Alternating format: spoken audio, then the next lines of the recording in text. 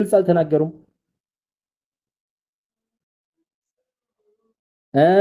ይሄን ነገርም አልተገበሩ ነብዩ ሰለላሁ ዐለይሂ ወሰለም። ነገር ግን فهؤلاء الذين يمنعون عمل المولد እነዛም የመውሊድን ተግባራት የሚከለክሉ የሆኑ አካሎች ቢዳዕዋ በሙግት ምን በሚል ሙግት መውሊድን የሚከለክሉት በምን ሙግት እንደሆነ ታውቃላችሁ? لو كان خيرا أنه لو كان خيرا لدلنا الرسول صلى الله عليه وسلم عليه ይሄ ጉዳይ ኸይር ቢሆን ኑሮ ነብዩ አለይሂ ሰላቱ ወሰላም ያመላክቱን ይጠቁሙን ነበር ለው ያወራሉ። በዚህ ሙግት ነው መውሊድ ለመከልከል የሚጥሩት አይደለ? وهم انفسهم يشتغلون في تشكيل المصحف وتنطيطه ራሳቸው ግን ቁርአን ላይ ሐረካ በማድረግና ነጥብ በማድረግ ማን ነው ቢዚ ሆነ የምታዩት?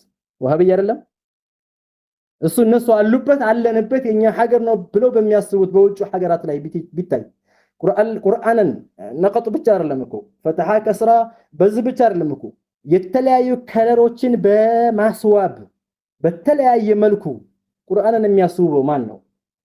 ነብዩ አለይሂ ሰላቱ ወሰላም ይህን እንዲህ ብለው አዘው ነበር። ምን አሉ? يقعون في احد امرين በዚህ አባባላቸው ከሁለቱ አንዱ ጉዳይ ላይ ይወድቃሉ አሉ። ልብ በሉ ምን አሉ? فإما أن يقولوا إن نقط المصحف وتشكيله ليس عمل خير ليلونكم ማንኛውም ወሃቢያ ማንኛውም ሙጀሲማ ነብዩ አለይሂ ሰላቱ ወሰላም ያላመላከቱትን ነገር አንሰራም ጥመት ነው ይላሉ። ግን የሚናገሩትን አያውቁም።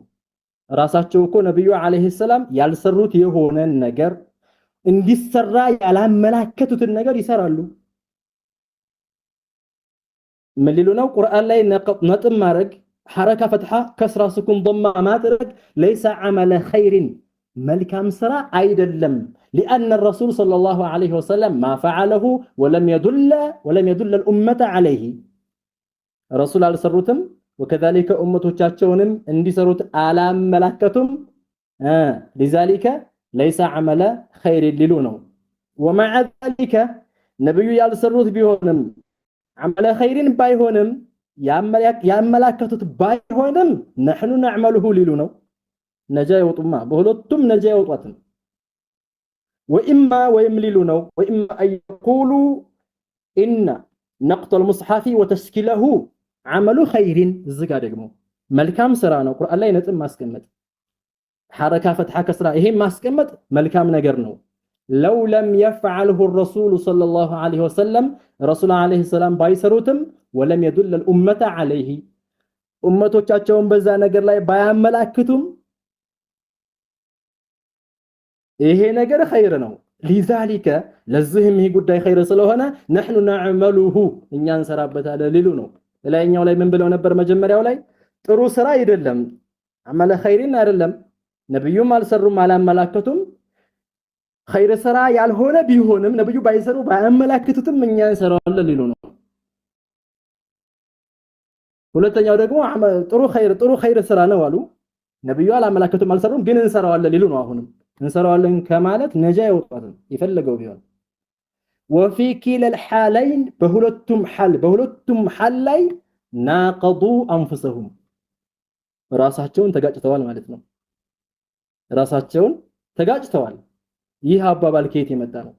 እስኪ እንደዛ ከሆነ ነብዩ አለይሂ ሰላቱ ወሰላም ያልሰሩት የሆነውን ነገር ያላመላከቱትን ነገር እናንተ በአጠቃላይ የምትከለከሉ ናችሁ። ራሱ ቢድዓ ሰርቶ ራሱ ደግሞ ለሆነ ነገር ለመከልከል የሚጠቀመውን ነገር